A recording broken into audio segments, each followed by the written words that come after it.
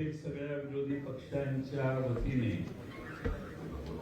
मी आपला मुंबईच्या सगळ्या पत्रकारांचे मीडियाचे स्वागत करतो। अपुऱ्या जागेमुळे ही जागा बदलून चव्हाण सेंटरला आणावी लागली आणि त्यामुळे आपलाही थोडासा गोंधळ झाला। पुढच्या वेळी असा गोंधळ होणार नाही याची काळजी घेतली जाईल।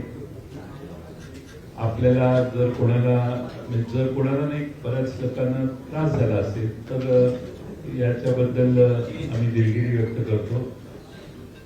आम्ही सर्व विरोधी पक्ष महाराष्ट्रातले काल चीफ इलेक्शन कमिशन महाराष्ट्राचे जे आहेत त्यांना भेटायला गेलेलो।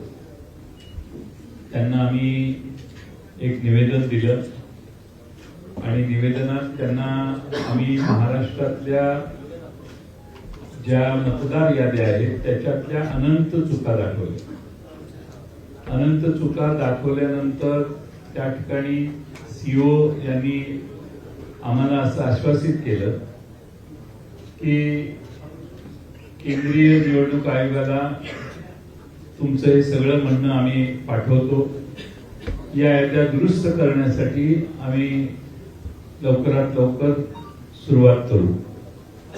दुसऱ्या बाजूने महाराष्ट्र निवडणूक आयोग जो आहे, राज्य निवडणूक आयोग, त्यांच्या काही जबाबदाऱ्या आहेत असं त्यांनी सुचवल्यामुळं आज त्यांचे प्रश्न आणि दोघांचे प्रश्न म्हणून आज आम्ही त्यांची भेट घेतली। कालच्या प्रमाणे सर्वच विरोधी पक्ष नेते त्या ठिकाणी गेले। काही महत्वाचे एव्हिडन्सेस आम्ही दाखवले, काही पुरावे त्यांना दाखवले आणि त्या पुराव्याच्या सहित आम्ही आज त्यांना काही माहिती दिली। या पुराव्याच्या बरोबरच आम्ही त्यांना पत्रही दिलेलं आहे। पत्र देत असताना मतदार यादीत मोठ्या प्रमाणात मतदारांचे पत्ते अपूर्ण चुकीचे घातलेले आहेत, घर क्रमांक चुकीचे आहेत, तसेच प्रत्यक्षात संबंधित व्यक्ती त्या मतदार यादीत नोंद आहे ती त्या पत्त्यावर राहत नाही। मी काही उदाहरणं त्यांना दिली। त्यामध्ये मुरबाडमध्ये जे मतदार आहे, मुरबाड मतदारसंघामध्ये, त्या मुरबाड मतदारसंघामध्ये बूथ क्रमांक 8 मध्ये 400 मतदारांचं एक घर आहे। 400 मतदार आहेत की ज्यांच्या घरासमोर फक्त डॅश आहे, म्हणजे घर नंबर डॅश आहे। बडनेरा विधानसभा मतदारसंघ बूथ नंबर 211 वरती 450 मतदारांचं घर क्रमांक 0 लिहिलेलं आहे। कामठी विधानसभामध्ये देखील 867 मतदारांचं घर निरंक आहे, घर नंबरच नाही। बऱ्याच ठिकाणी दुबार मतदार नोंदवण्यात आलेले आहेत, म्हणजे एका व्यक्तीला 8-8, 5-5, 4-4 वेळा मतदानाचा हक्क दिलेला आहे। एपिक नंबर एकच असतो अशी आजपर्यंत आपल्या सगळ्यांची खात्री होती, पण मतदार याद्यामध्ये अनेक वेगळ्या एपिक नंबरची माणसं आम्ही त्यांना निदर्शनाला आणून दिली। त्यामुळं नालासोपारा मतदारसंघामध्ये सुषमा गुप्ता या महिलेचं नाव वेगळ्या एपिक आयडी सह 6 वेळा नोंदवलेलं आहे आणि आपणच 12 ऑगस्टला विविध न्यूज चॅनलने माध्यमांमध्ये पुराव्यासह हे दाखवलं। 12 ऑगस्टला आपण दाखवलं। दुपारी 3 वाजता आमच्या पक्षाने, आमच्या कार्यकर्त्यांनी तपासलं तर आपण म्हणता ती वस्तुस्थिती याच्यात होती मतदार यादीत ऑनलाईन, आणि 6 वाजता मात्र ती सगळी नावं या बाईंची, म्हणजे या श्रीमती गुप्ता जे आहे त्यांचं नाव ते त्या ठिकाणाहून काढण्यात आलं। आमचा प्रश्न हा आहे की आपण न्यूज चॅनलच्या मार्फत एक बातमी दाखवता, दुपारी 3 वाजता या महिलेचे फोटो आणि एव्हिडन्स तुम्ही टेलिव्हिजनवर दाखवता, तर सकाळी दुपारी 3ला ती नावं असतात, 6ला ती नावं जातात। आमचा प्रश्न आम्ही निवडणूक आयोगाला विचारलेला आहे की ही नावं कोणी काढली, कोणी त्यावर तक्रार केली। तक्रार कधी करण्यात आली आणि कुणी स्थळ पाहणी केली आणि हे फोटो एकाच महिलेचे आहेत याचं व्हेरिफिकेशन करण्याच्या कुणी नावं काढली. आमचा दावा असा आहे आणि आमचा समज व्हायला लागलेला आहे की राज्य निवडणूक आयोग किंवा केंद्रीय निवडणूक आयोगाचा सर्व्हर हा महाराष्ट्रात दुसरा कोणीतरी चालवतो असा आमचा आता अनुभव व्हायला लागलेला आहे. आणि दुसरा कोणीतरी परस्पर या मतदार याद्यांमध्ये नावं घालतो, मतदार याद्या उघड झाल्या की नावं काढतो. राज्य निवडणूक आयोग असो किंवा केंद्रीय निवडणूक आयोग यांच्या हातात काही नाही आहे, कुणीतरी बाहेरच ही सिस्टीम ऑपरेट करतंय असा याचा अर्थ आहे. आम्ही त्याचबरोबर त्यांना हेही दाखवलं की एकाच पत्त्यावर अनेक नोंदणी आहेत. आता मध्य विधानसभा नाशिक इथं घर क्रमांक 3829 या घरामध्ये 813 मतदारांची नोंद आहे. पुणे कॅन्टोन्मेंट मतदारसंघात बूथ क्रमांक 30 मध्ये घर क्रमांक 226 या घरात 869 मतदारांची नोंद आहे. आणि सगळ्यात महत्वाचं म्हणजे दर तासाला मतदार यादी जाहीर होते. किती पुरुषांनी मतदान केलं, किती महिलांनी मतदान केलं हे दर तासाला जाहीर होतं. विधानसभेला या सिस्टीम पूर्ण मोडण्यात आल्या आणि संध्याकाळी 5 नंतर कुणी किती मतदान केलं हे कधीच जाहीर करण्यात आलं नाही. एकदम दुसऱ्या तिसऱ्या दिवशी फायनल टॅली जाहीर करण्यात आली. हे पारदर्शकतेच्या प्रक्रियेच्या विरोधात आहे. आणि आम्ही विधानसभेला ज्या मतदार याद्या पाहिल्या, ज्या मतदान याद्यांनी हा निकाल आला, त्याच मतदार याद्या जर स्थानिक स्वराज्य संस्थात वापरल्या जाणार असतील तर हा प्रचंड घोळ तसाच पुढे चालू राहतोय. आणि म्हणून आम्ही राज्य निवडणूक आयोगाला आणि केंद्रीय निवडणूक आयोगाचे प्रतिनिधी सीओ यांना मागणी केली की या मतदार याद्या दुरुस्त केल्या पाहिजेत.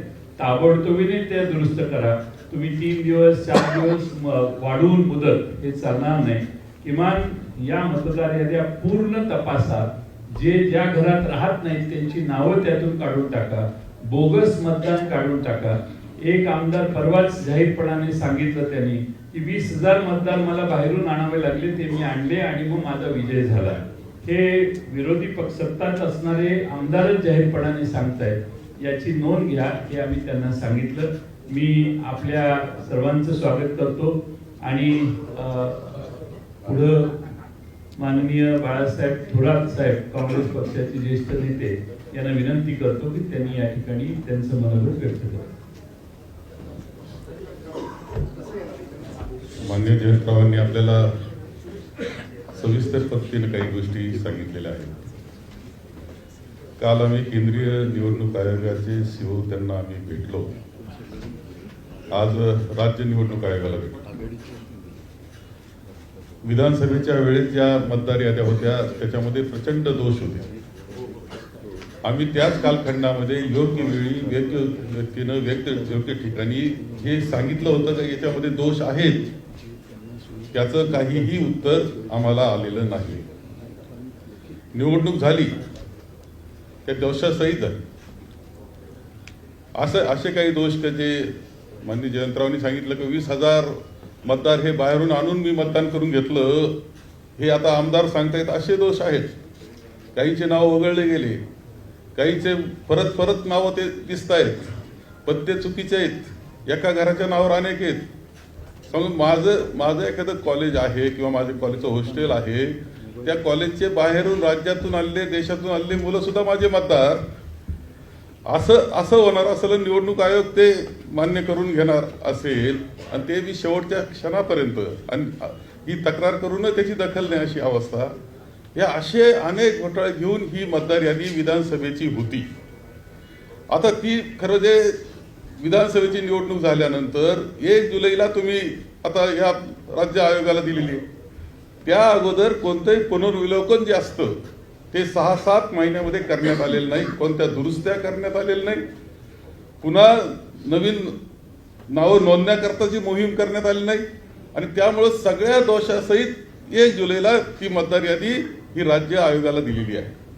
आणि म्हणून आमचं असं इच्छा होती की हे चुकीचं, हे दुरुस्त तुम्ही केलं पाहिजे होतं, केलेलं नाही. ती जबाबदारी केंद्रीय आयोगाची होती, निवडणूक आयोगाची, त्यांनी काहीच केलेलं नाही. आता राज्य निवडणूक आयोग म्हणतो आमची जबाबदारी नाही. आता ह्या घोळामध्ये तशी त्या दोषी असलेली पूर्णपणे यादी ही मतदानाला जाणार आहे, या निवडणुकीला सामोरं जाणार आहे.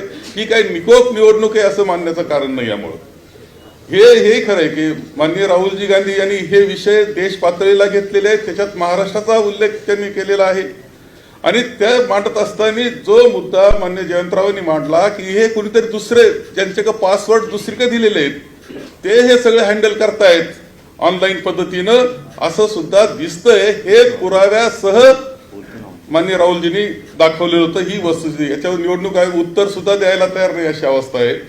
आणि म्हणून आम्ही या बाबतीत केंद्रीय निवडणूक आयोग आणि राज्याचा निवडणूक आयोग या दोघांनाही भेटलो, एकत्रित बैठक केली, परंतु आमचं काही समाधान त्यामध्ये झालेलं नाही.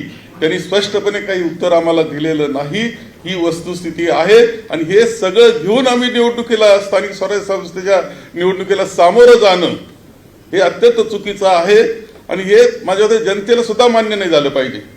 निकोप निवडणूक हा आपला पाया आहे लोकशाहीचा, तोच उद्ध्वस्त करण्यास निघालेला आहे. याच्यामध्ये पूर्णपणे राजकीय हस्तक्षेप असले पाहिजे असं आम्हाला वाटतंय आणि म्हणून आम्ही ही भेट आम्ही घेतलेली आहे.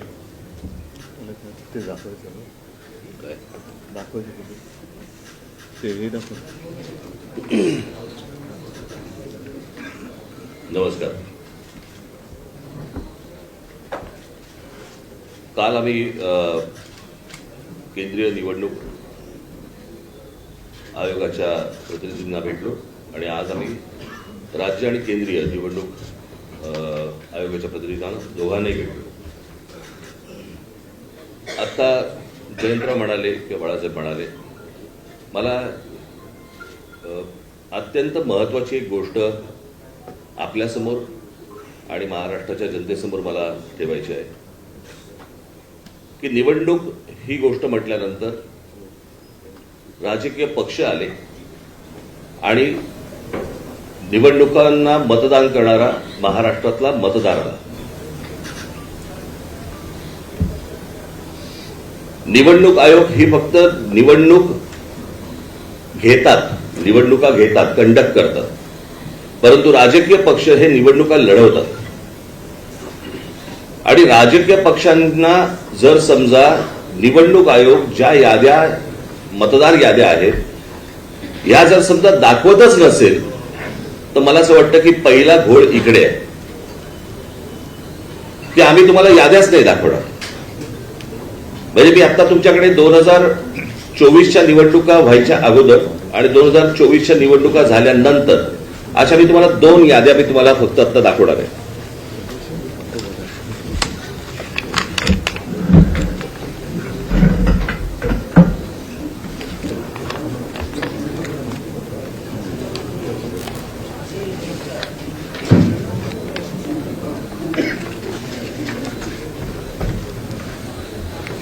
निवडणूक 2024च्या निवडणुका ज्या वेळेला झाल्या त्यावेळेला ज्या निवडणुकांची जी मतदारांची यादी होती ती मी यादीचा काही एक छोटासा तपशील मी फक्त आपल्यासमोर मी वाचून दाखवणार आहे. याच्यावरनं तुम्हाला साधारणपणे मला असं वाटतं पत्रकार बोलले नाहीत मध्ये तर बरं होईल, आपण कॅमेरामन जर शांत राहिलं तर बरं होईल, कारण आपलं कॅमेऱ्यातनं सगळं टिपतंय, परत आपण पण बोलताय.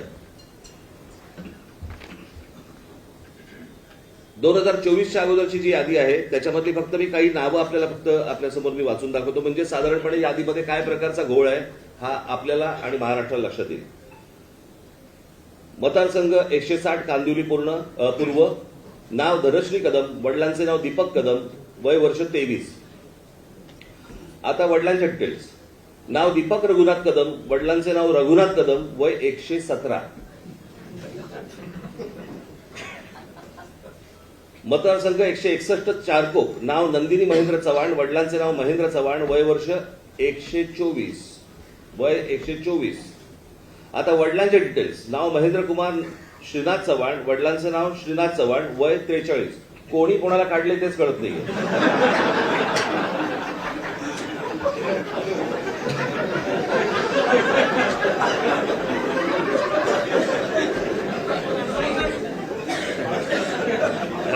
विषय गंभीर आहे.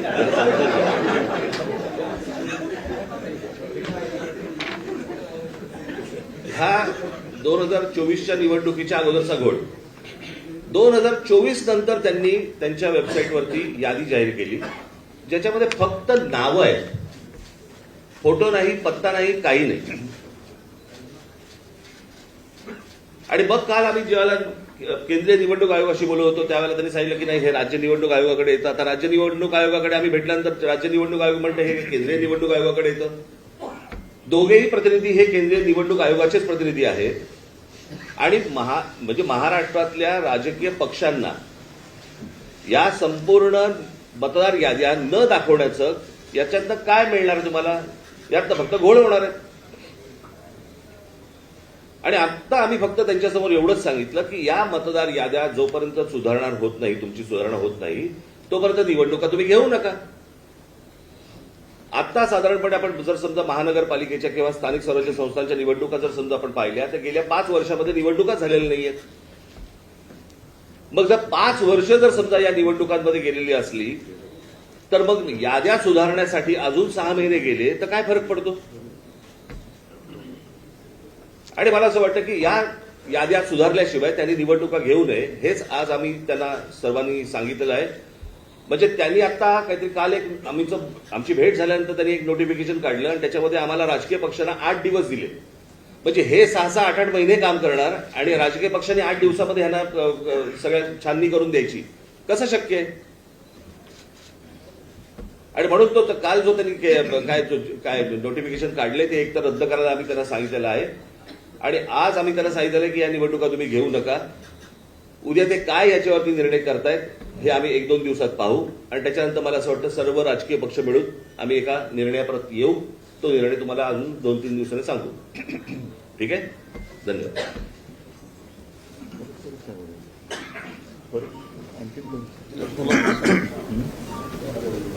एकूणच सर्व परिस्थिती काय आहे, काय चाललेलं आहे याची कल्पना जयंतराव, बाळासाहेब आणि राज यांनी आपल्यासमोर मांडलेली आहे. एक गोष्ट मी आवर्जून सांगेन, एकूणच लोकशाहीसाठी, तिच्या रक्षणासाठी महाराष्ट्रातले सर्व राजकीय पक्ष एकत्र आलेले आहेत. आम्ही सर्व एकत्र येत असताना भारतीय जनता पक्षाला सुद्धा पत्र दिलं होतं, पण आज व्यासपीठावर आणि आमच्या कालच्या आणि आजच्या निवडणूक आयुक्तांच्या भेटीमध्ये भाजपाकडनं कोणी आलेलं नाही. हा विषय जो आहे तो गेल्या विधानसभेपासून सगळ्यांच्या लक्षात यायला लागला आणि एका पत्राचा उल्लेख जयंतरावांकडनं राहिला, तो त्यांनी मला सांगितला. तो म्हणजे विधानसभा निवडणुका ज्या म्हणजे गेल्या वर्षी झाल्या 2024, त्याच्या आधी 19 ऑक्टोबरला 1 महिना आधी महाविकास आघाडीकडनं निवडणूक आयोगाला एक पत्र दिलं होतं आणि त्याच्यामध्ये आमचा विषय असा होता की नाव घेऊन अगदी म्हटलं तरी की काही भारतीय जनता पक्षाचे कार्यकर्ते ह्या मतदार यादीशी खेळतात आणि त्याच्यामध्ये काही लोक म्हणजे त्यांना हवेत ते घुसवतायत, नको ते काढतायत. हा सगळा खेळ यांचा सुरू आहे. आता जसं या दोघांनी सांगितलं, अगदी हे पुरावे, ही काही यादी आम्ही घरी नाही छापलेल्या. एकेका व्यक्तीचं नाव 4-4 ठिकाणी आहे, एका जागेवरती 200-200 नावं नोंदलेत. हा सगळा लोकशाहीचा खेळ खंडोबा चाललाय. दोन्ही निवडणूक आयुक्तांना आम्ही सांगितले की एक तर इलेक्शन म्हणजे निवडणूक घ्यायची असेल ती निष्पक्षपातीपणाने झाली पाहिजे, नाहीतर इलेक्शनपेक्षा सिलेक्शन करून मोकळे व्हा. तेवढंच आता राहिलेलं आहे. दोघांशी बोलताना थोडंसं आमच्या लक्षात आलं, मी त्यांचा अपमान करू इच्छित नाही, पण हे जे समोर आमच्या बसलेत ते आयुक्त म्हणून काही त्यांच्याकडे अधिकार आहेत का आम्ही कठपुतळी बाहुल्यांशी बोलतोय आणि त्यांची 2 वरती कुठेतरी आहेत, ते वरनं जशी बोटं हलतील तशी इकडे हालचाली होतात की काय. सगळे मुद्दे सांगून झालेले आहेत. याच्यामध्ये आणखीन एक मुद्दा जो आहे तो 1 जुलैचा कट ऑफ डेट, म्हणजे 1 जुलै नंतर ज्यांना 18 वर्ष झाली असतील त्यांना यावेळेला मतदानाचा अधिकारच मिळणार नाही. ही कुठली लोकशाही आहे? आणि हे सगळं बघितल्यानंतर आम्हाला असं वाटतं की ज्याप्रमाणे सर्वोच्च न्यायालयाने जसं काही पक्षांचे, काही प्राण्यांच्या केसेस या सुमोटो घेतल्या होत्या, तसंच आपल्या देशातल्या मनुष्य प्राण्यांची सुद्धा केस ती स्वतःहून त्यांनी घ्यायला पाहिजे आणि देशातली लोकशाही जगवण्यासाठी हा त्यांचा सुद्धा एक निर्णय त्याच्यामध्ये असायला पाहिजे. आम्ही राजकीय पक्ष म्हणून आमचं कर्तव्य करतोय, वेळोवेळी निवडणूक आयुक्तांकडे जातोय, दरवाजे ठोकतोय, पण दाद काही मिळत नाही. आमच्यावरती लोकशाहीच्या नावाने जर काही हुकुमशाही गाजवणार असतील तर ही हुकुमशाही आम्ही काही त्यांना गाजवू देणार नाही, हे तर नक्की आम्ही केलेलं आहे. थोडक्यात आज आमचं म्हणणं या दोन्ही आयुक्तांकडे, कारण काल दोन्ही आयुक्तांना आमच्या विरोधी पक्षांची किंवा आमच्या राजकीय पक्षांची, विरोधी नाही राजकीय पक्षांचे प्रतिनिधी मंडळ त्यांना भेटलं, शिष्टमंडळ भेटलं. त्याच्यात आम्ही केंद्राचे जे निवडणूक आयुक्त इकडे आहेत प्रतिनिधी त्यांना भेटलो. त्यांनी सांगितलं की स्थानिक स्वराज्य संस्था आणि हा सगळा विषय हा राज्य निवडणूक आयुक्ताकडे येतोय. त्यांच्याकडे भेटलं आमचं दुसरं, त्यांनी सांगितलं मतदार यादीचा अधिकार हा केंद्राच्याकडे येतोय. मग नेमका याचा बाब कोण आहे, जबाबदारी कोणाची आहे, का निवडणुका आपल्या घ्यायच्या म्हणून घ्यायच्या आहेत. आणि आम्ही त्यांच्याशी बोलत असताना मुहूर्त काय लावला त्यांनी कळत नाही, पण कालच्या काल निवडणुकांचा कार्यक्रम जाहीर केला. आम्ही त्यांना स्पष्ट शब्दात सांगितलेलं आहे की जोपर्यंत हा संपूर्ण निवडणूक मतदार यादीतला घोळ तुम्ही त्याच्यावरती काही स्पष्टीकरण किंवा तो सुधारत नाही तोपर्यंत या निवडणुका होता कामा नयेत. सुप्रीम कोर्टाचा त्यांनी आदेश आम्हाला दाखवण्याचा प्रयत्न केला, पण सुप्रीम कोर्ट असं कधीही कुठेही सांगत नाही की तुमच्यात काही दोष असले तरी चालतील, पण ह्या तारखेच्या आधी निवडणुका घेतल्याच पाहिजे. हा सर्वोच्च न्यायालयाचा काही तसा निर्णय नाही. त्यांनी सांगितले की या निवडणुका सदोष असता कामा नयेत आणि निष्पक्षपातीपणाने ते झालं पाहिजे. आता या सगळ्या गोष्टी झाल्यानंतर दोन्ही आयुक्त समोर बाजूबाजूला होते. आम्हाला त्यांनी सांगितले की आम्ही याचा सकारात्मक विचार करतो आहोत. म्हटलं विचार करून चालणार नाही, या गोष्टी होता कामा नयेत. या गोष्टी होता कामा नयेत, कारण आपल्याला जो काही धक्का बसला होता विधानसभा निवडणुकीच्या निकालानंतर, त्या सगळ्या सत्ताधारी जे आता आहेत त्यांच्या सत्ता प्राप्तीच्या चोरवाटा आम्ही आता अडवलेल्या आहेत. या चोरवाट आहे, मतचोरी ही चोरवाट आहे, पक्षचोरी ही चोरवाट आहे. त्याच्यानंतर आणखीन एक मुद्दा आम्ही सांगितला, पण तो त्याचा पुढचा टप्पा आहे. पहिली मतदारांची यादी ही निर्दोष असायला पाहिजे, व्यवस्थित असायला पाहिजे. म्हणजे 117 वर्ष आणखीन 124 वर्ष असे जर का लंबी उमरवाले मतदार असतील तर मला वाटतं जगातलं सगळ्यात चांगलं वातावरण, हवामान हे आपल्या देशात आहे. कारण इकडे लंबी आयु, दीर्घायुष्य भव म्हणतात ना, तसं झालेलं आहे. थोडक्यात एक तर निवडणूक आयोगाने एक स्वीकारलं पाहिजे की त्यांचा पुनर्जन्मावरती तरी विश्वास असला पाहिजे, आणि नाही तर जे मतदार हयात आहेत आणि त्यांचा मतदाराचा अधिकार हा हिरावून घेतलाय, डिलीट केलेला आहे, मग त्यांच्यावरती सदोष मतवधाचा गुन्हा दाखल करावा का. आणि पुढचा विषय जो आम्ही सांगितलाय तो याच्या पुढचा येईल, तो म्हणजे आता पहिला ईव्हीएम वरती आमचा आक्षेप आहेच. ईव्हीएमचा आक्षेप कमी पडतोय की काय, म्हणून आता मुंबई महापालिकांच्या निवडणुका सुद्धा ईव्हीएम वरती तर घेतल्या जातच आहे, पण व्हीव्हीपॅट पण त्याच्यात ठेवणार नाही. हाही मुद्दा एक महत्वाचा आहे. म्हणजे तुम्ही काही पुरावेच ठेवायचे नाही. जर का तिथलं व्हिडिओ रेकॉर्डिंग मागितलं तर व्हिडिओ रेकॉर्डिंग द्यायचं नाही. मतदार यादीमध्ये सगळा गोंधळ करून ठेवायचा. मतदार याद्या मागितल्या तर ते देत नाही. आणि म्हणून म्हटलं की ही काही लोकशाही तुम्ही हुकुमशाहीच्या पद्धतीने चालवत असेल तर ती आम्ही कदापि मान्य करणार नाही. शिष्टमंडळाने जे मुद्दे उपस्थित केलेले आहेत त्यामध्ये जर येत्या काळामध्ये निवडणूक आयोगाकडून सुधारणा नाही झाली तर तुमचं पुढचं पाऊल काय असणार? पुढचं पाऊल पहिलं आजचं पाऊल लोकांसमोर जाऊ द्या. त्याच्यानंतर घाईघाई करण्याची आवश्यकता नाहीये. 2 दिवसात ते सांगतो म्हणाले. सकारात्मक विचार त्यांचा, त्याला ते सकारात्मक कशाला म्हणतात ते त्यांच्या उत्तरात कळेल.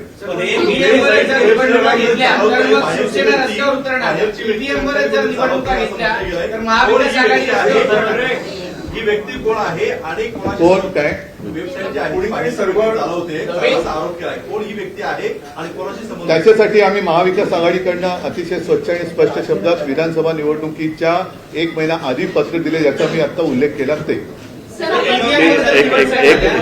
आता तुम्ही आधी तुमच्या पहिल्या प्रश्नाचं उत्तर देतो जे जयंतरावांनी त्यांच्याकडे मांडलं. ते पहिली गोष्ट म्हणजे ज्या वेळेला तुमच्याच चॅनलवरती, तुमच्या म्हणजे तुमच्या नाही चॅनलवरती ज्या वेळेला एक बातमी येते अशा प्रकारच्या खोट्या यादीची, आणि त्याच्यानंतर ती 6 वाजता गायब होते. ती 6 वाजता गायब होते का, त्याच्यावरती त्यांनी विचारलं की तुमच्याकडे कोणी तक्रार दिली का, काही दिली का. त्या संपूर्ण बातमीबद्दल किंवा त्या यादीबद्दल निवडणूक आयोगाला काहीच माहित नाही. केंद्रीय निवडणूक आयोग आणि राज्य निवडणूक आयोग ते म्हणाले की आम्हाला ह्यातलं काहीच माहित नाही, माहिती घेऊन सांगतो. ते म्हणाले आम्ही माहिती घेऊन सांगतो. आता प्रश्न असा आहे की त्यांच्या वेबसाईटवरनं गायब झाले आहेत, ज्या तुमच्या चॅनलवरती दाखवले गेले आहेत.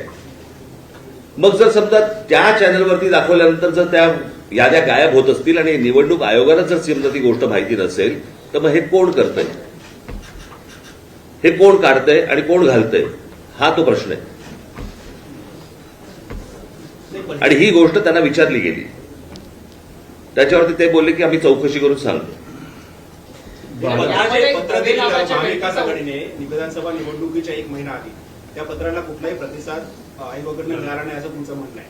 मग जर त्या पत्राला जर प्रतिसाद मिळाला नसेल तर आता तुम्ही सगळी एक्सरसाइज करताय, त्याला प्रतिसाद मिळाला कशावर? 12 ऑगस्टला आम्ही 19 ऑक्टोबरला हे पत्र कार्यालयात नेऊन दिलेलं आहे. केंद्रीय आणि त्यांना भेटलोही. आमचे प्रतिनिधी म्हणून जितेंद्र रावळजी स्वतः जाऊन तिथं 2-3 जण जाऊन भेटले, त्यांना हातात दिलं, पण त्याचा कोणताही कॉग्निजन्स त्यांनी घेतला नाही. आणि केंद्रीय निवडणूक आयोगालाही हे पत्र पाठवण्यात आलेलं 1 महिना आधी विधानसभेच्या, आणि त्यात कॅटेगरिकली म्हटलेलं आहे की सोयीची नावं ठेवतायत, गैरसोयीची नावं काढतायत, खाली कार्यकर्त्यांना सूचना दिल्या आहेत, हिरव्या पेनाने टिक करा सोयीची असतील ती, गैरसोयीची असतील ती लाल पेनाने टिक करा. लाल पेनाची नावं उडवण्याचा कार्यक्रम झाला. हे आम्ही सर्रासपणाने आधी 1 महिना आधी त्यांना, कारण हे चाललं होतं ग्रासरूट लेवलला आणि कुणीतरी हे मॉनिटर करत होतं, हे कळत होतं आम्हाला, म्हणून आम्ही तक्रार केली. पण निवडणूक आयोगाने कोणता प्रतिसाद दिला नाही. निवडणूक आयोगाची स्टाईल अशी आहे की कोणी कुठल्याही राजकीय पक्षाने तक्रार करायची, ती त्यांना बासनात गुंडाळून ठेवण्याची त्यांची प्रथा दिसते. आता हे महाराष्ट्रात चालून देणं शक्य होणार नाही, कारण प्रत्येक वेळेला या अशा कृतीने सगळ्या कृत्या अशा करायच्या आणि निवडणुका वेगळ्या दिशेने न्यायच्या असं महाराष्ट्रातल्या जनतेला वाटतंय. आणि म्हणून त्याच्यासाठी आम्ही एकत्रितपणानं आपल्याला निवडणूक आयोगाला सगळी माहिती दिलेली आहे. माझ्याकडे हे सगळे पुरावे आहेत. घर डॅश आहे, 0 नंबर आहे. एक मिनिट जयंतराव, ती फक्त यादी एकदा वाचून बघा, एकेका घरात किती. आता फोटो मगाशी तुम्ही जे दाखवलेत ना, त्या माझ्या हातात दाखवले, ते जरा आपण ऐका. आता ही सुषमा गुप्ता नालासोपारा मतदारसंघ, या बाईचं नाव दुपारी 3ला होतं, 6ला गेलं. कुणी काढलं हा प्रश्न आम्ही विचारला. 12 ऑगस्टला झालेली ती घटना आहे, पण अद्यापर्यंत त्यांना माहित नाही की हे कापणे, त्यांनी आधी चौकशी केली नाही निवडणूक आयोगाने की हे का झालं, कसं काढलं, कुणी काढलं. हे मुरबाड मतदारसंघात मतदार घराच्या पुढं नुसता डॅश दिलाय, घर क्रमांक नाही, नुसता डॅश असणारी 400 मत आहेत. दुसरं पुढं त्यांनी त्याच पद्धतीने पुणे कॅन्टोन्मेंट मध्ये एका याच्यात 869 घर आहेत, 869 मतदार आहेत एकाच ठिकाणी. याची तक्रार केली आम्ही. मध्य नाशिक मध्ये 813 मत आहेत. हे सगळे पुरावे आहेत ना याला जोडलेले, असं मोकळं बोलत नाही, विथ एव्हिडन्स आहे. 813 3829 नाशिक मध्य मतदारसंघातलं घर आहे. त्या घराचा नंबर आहे 3829 आणि 813 वोटर्स हे एका घरात दाखवण्यात आलेले आहेत. बडनेराला 0 क्रमांक, घर क्रमांक 0 असे 0 मतदार असणारे, मगाशी मी आकडा सांगितला तेवढे हे आहेत, एव्हिडन्सेस आहेत आमच्याकडं. असं नाही की हवेत बोलतोय. त्यामुळे काही मी ऐकलं. आता याच्यात विशेषतः अशोक पवार यांचा जो मतदारसंघ आहे शिरूरचा, त्यांना केसनन गावात त्यांनी काही ऑब्जेक्शन घेतले. ऑब्जेक्शन घेतल्यानंतर घर क्रमांक 1च असणारे 188, एकाच घरात 188 मतदार आहेत आणि ते घरच नाहीये त्या गावात. आणि तसं लिहून त्यांनी लेखी तक्रार केल्यावर तिथल्या निवडणूक प्रतिनिधींनी सांगितलं की त्या मतदारांची प्रायव्हसी डिस्टर्ब होते आणि म्हणून आम्ही तुम्हाला ही माहिती देऊ शकत नाही. त्याच्यामध्ये शेवटी कायदा जो आहे तो कायदा काय सांगतो, कायदा त्यांनी असं लिहिलेलं आहे की मतदार यादीत समाविष्ट करण्यात आलेल्या मतदारांची माहिती गोपनीय स्वरूपाची आहे. त्यामुळे सदर मतदारांची माहिती ही व्यक्तिगत माहिती आहे. सदर कागदपत्रांची माहिती इतरत्र प्रसिद्ध होऊ नये या कारणाने संबंधित मतदारांची परवानगी शिवाय आपणास उपरोक्त माहिती पुरवता येत नाही. आता कायदा आहे, कायद्यामध्ये काय म्हटलंय, आम्ही तो कायदाही दाखवला निवडणूक आयोगाला. साधारणपणे 32 नंबरचा कायदा आहे की कुणी कुठलाही हे मागितला कुणी कुठलाही हे मागितला तर ती माहिती आणि ते डॉक्युमेंट्स कोणत्या आधारावर रजिस्ट्रेशन झालं, कोणत्या आधारावर हे देण्यासाठी कलम 32 आहे, त्यामध्ये स्पष्टपणाने म्हटलेलं आहे की तुम्हाला ती माहिती द्यावी लागेल. हा नियम कायदा आम्हीच निवडणूक आयोगाला आता कायदे सांगतोय, त्यांचे हे कायदे आहेत, याप्रमाणे ते देऊ शकतात. पण त्यांना दिलेलं उत्तर अशोक पवार यांना की त्याची प्रायव्हसी, आम्ही काय त्याचे खाजगी गोष्टी मागत नाही, त्याने जे निवडणूक आयोगाला सबमिट केलंय मतदार होण्यासाठी तेवढीच माहिती मागतोय आणि ती देणं आवश्यक आहे असं निवडणूक आयोगाच्या निवडणुकीच्या कायद्यात लिहिलेलं आहे. एक मिनिट येतोय आवाज? मला यातली फक्त एकच गोष्ट कळली नाही, समजली नाही, जे निवडणूक आयोग आम्हाला सांगते किंवा केंद्रीय निवडणूक आयोग आम्हाला सांगते की मतदारांची यादी ही गोपनीय असते. मला असं वाटतं मतदान हे गोपनीय असतं ना. आपण कोणाला मतदान करतोय ही गोष्ट गोपनीय असते, मतदार कसा गोपनीय असेल? जर ऑनलाईन तुम्ही जर समजा सगळ्या याद्या समजा असतात याच्यापूर्वी दाखवल्या गेलेल्या आहेत तर ती गोष्ट गोपनीय कशी असेल? आणि दुसरी गोष्ट, तिथे सीसीटीव्ही कॅमेरे तुम्ही लावता जे नंतर तुम्ही 45 दिवसामध्ये डिलीट करता. जर तुम्ही बघू शकता, आम्ही नाही का बघू शकत? बरं, निवडणूक आयोग यांना निवडणुका लढवायच्या नाही आहेत, निवडणुका आम्हाला लढवायच्या आहेत. जर आम्हाला ते मतदार कोण आहेत हे कळले नाही, म्हणजे मला एक गोष्ट या संपूर्ण प्रकरणामध्ये मी मगाशी आपल्याला सांगायचं राहिलं, माझी ही निवडणूक याच्यामधलं जे काही प्रॉब्लेम्स आहेत किंवा याच्यामधले जे घोळ आहेत याच्यावरची माझी ही दुसरी पत्रकार परिषद आहे. एक पहिली 2017ला झाली होती, मला असं वाटतं तुम्हाला माहिती असेल कदाचित. आणि त्यावेळेला पण मी ह्याच गोष्टी मांडत होतो की ह्या सगळ्या गोष्टी निवडणूक आयोग ही लपाछपी का करते. आता मगाशी आम्ही जेव्हा सांगितलं की एका ठिकाणी कुठे ते पाहिलं ते जिल्हा परिषदांच्या काही एक याद्या आल्या. आता 2022ला ती फोटो सकट नावासकट सगळ्या याद्या आहेत 2022च्या.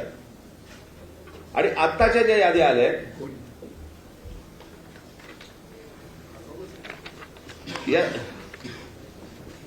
या 2022च्या याद्या, ज्याच्यामध्ये फोटो आहे, नाव आहे, सगळं आहे.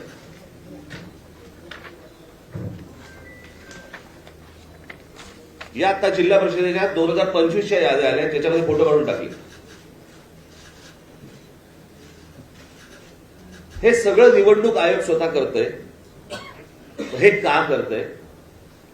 जर समजा पारदर्शकता समजा ते आणतायत असं म्हणतायत किंवा आहे असं म्हणतायत जर निवडणुकांच्या प्रोसेसमध्ये, तर मग ह्या सगळ्या गोष्टी हे का करतायत आणि कशासाठी हा घोळ घालतायत?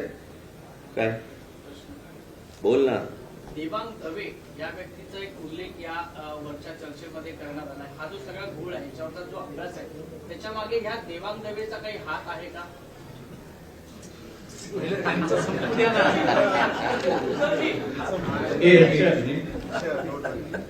अर्धवट विषय राहिला त्याचा पूर्ण करेल. देवांग दवे हे निवडणूक आयोगाचे हे एका राजकीय पक्षाचे पदाधिकारी आहेत आणि हे कुठेच लपून राहिलेले नाही. त्याच्याकडे जो कंत्राट दिला आहे डिलीट करायचं पण आहे, एडिशनचं पण आहे. एडिशन काय एडिशन दोन्ही काम तो करतो आहे वेबसाईटवर अधिकृतपर्यंत जाऊन. कारण अधिकृत कंत्राट दिल्यामुळे वेबसाईट हाताळण्याचं काम त्याच्याकडे आहे आणि तिथूनच कदाचित घोळ असावा असा आमचा गोड समज आहे.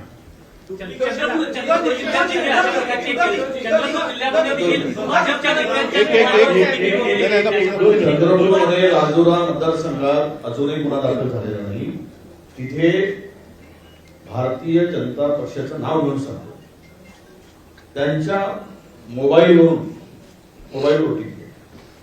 हे सिद्ध झालं. आम्ही तक्रार दिली, अद्यापही तिथे कुठे गुन्हा दाखल झाला. आम्ही पकडून दिलं, चोरी पकडून दिली, कशा प्रकारची चोरी झाली पुराव्यासह दिलं. त्यामुळे आता ती कारवाई झाली नाही.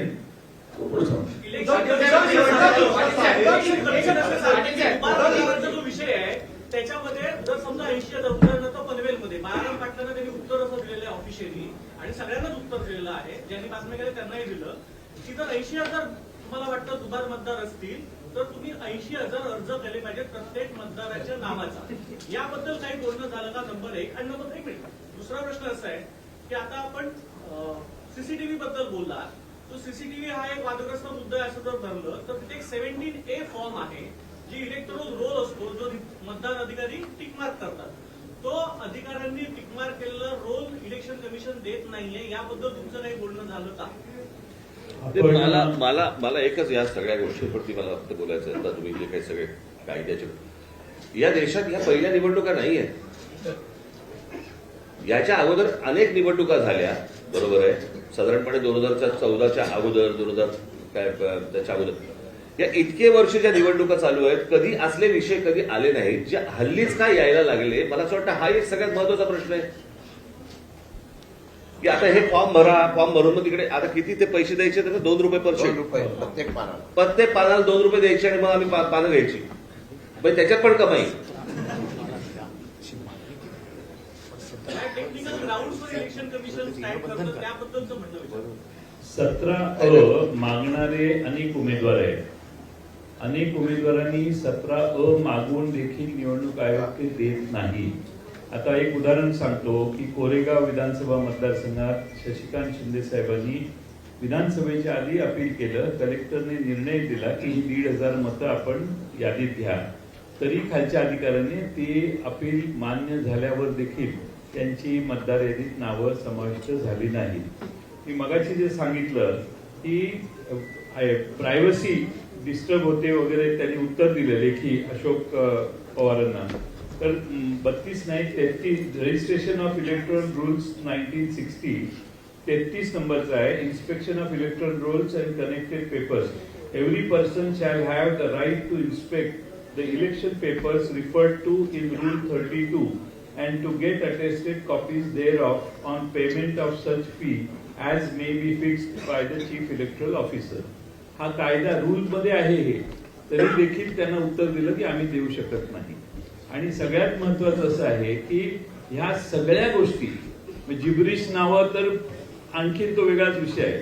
हे सगळं आम्ही त्यांच्या निदर्शनाला आणले. आमची अशी अपेक्षा आहे की निवडणूक आयोग, राज्य निवडणूक आयोग आणि केंद्रीय निवडणूक आयोगाचे प्रतिनिधी या ठिकाणी जे आहेत सीओ, या दोघांनी निर्णय घेतला पाहिजे. या याद्या दुरुस्त केल्या पाहिजेत. दुरुस्त झालेल्या याद्यांवरच महाराष्ट्राच्या निवडणुका घेतल्या पाहिजेत. हे आम्ही त्यांना निक्षून सांगितलेलं आहे आणि राज्य निवडणूक आयोग हे आम्हाला म्हटले आम्ही याचा सकारात्मक विचार करू.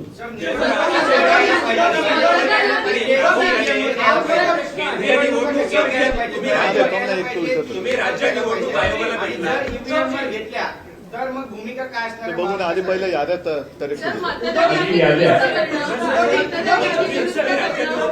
एक मिनिट मगासपासून एसआयआरची आपण मागणी करतोय का? आणि बिहारमध्ये ज्या पद्धतीने एसआयआर झालेला आहे तर तशीच जर इथे झालं तर परत आपण आगीतून कुपाटात नाही का पडणार? आधी नाही, ज्याचं जे उत्तर राजने दिलं की आपल्या आयुष्यातली किंवा देशाच्या आयुष्यातली ही पहिली निवडणूक नाहीये, त्याच्यामुळे हे सगळे आता पुष्पट आता का काढली जात आहेत? आता का काढली जात आहेत? आतापर्यंत लोकांनी मतदान केलेलं नाही का? आतापर्यंत काही देशामध्ये सत्ताधारी जन्माला आलेले नाहीत का? तर आता हा जो काय खेळ चाललेला आहे हा सरळ सगळा हा खोटा कारभार चाललेला आहे. आणि म्हणून मला असं वाटतं आम्ही त्यांना जे काय सांगितले की जोपर्यंत ह्या याद्यांमध्ये सुधारणा होत नाही तोपर्यंत निवडणुका ठेवू नये.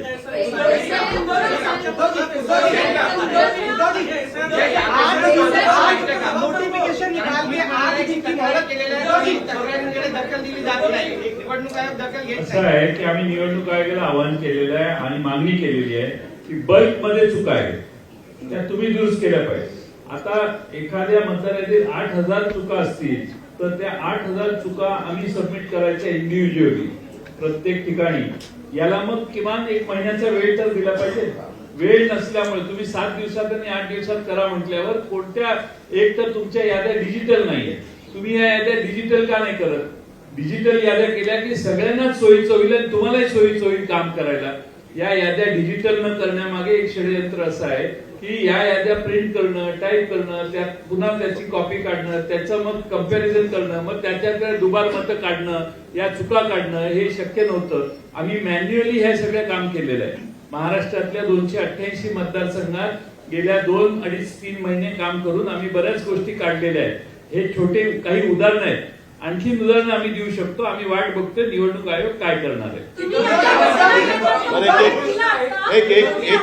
एकच मिनिट मगाचपासून प्रश्न विचारतो, पण तत्पूर्वी एक सांगतो की निवडणूक आयोगाचं काम व्यवस्थित पद्धतीने निवडणुका पार पाडणं हे आहे. आणि त्या निवडणुकीच्या प्रक्रियेत समजा आमच्या राजकीय पक्षाकडनं त्यांच्या नियमाचं कुठे उल्लंघन झालं किंवा आणखीन कुठे चूक झाली तर आम्हाला कायद्याचा दंडुका दाखवला जातो करप्ट प्रॅक्टिस म्हणून. आता आमचं म्हणणं असं आहे की ही निवडणूक आयोगाची करप्ट प्रॅक्टिस आहे. ही निवडणूक आयोगाची करप्ट प्रॅक्टिस आहे.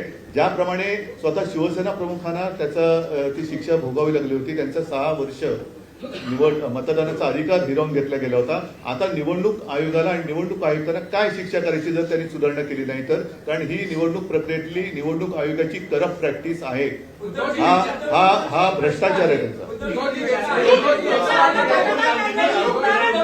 एक त्याचा प्रश्न उद्या म्हणजे मग तुम्ही यांना विचारा.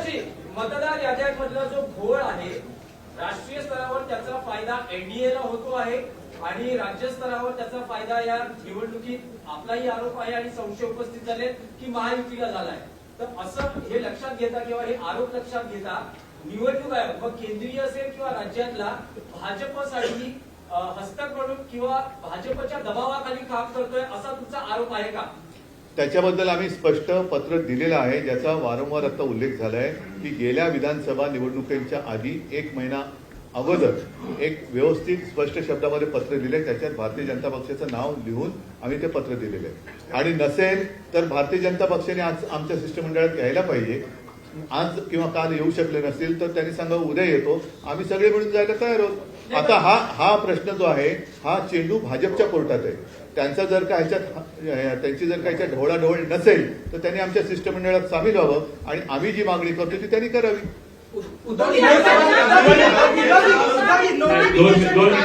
तुम्ही एक काम करता, एक मिनिट माफ करा, तुम्ही फक्त हात वरती करा, आम्ही सांगू कोणाला बोलायचं.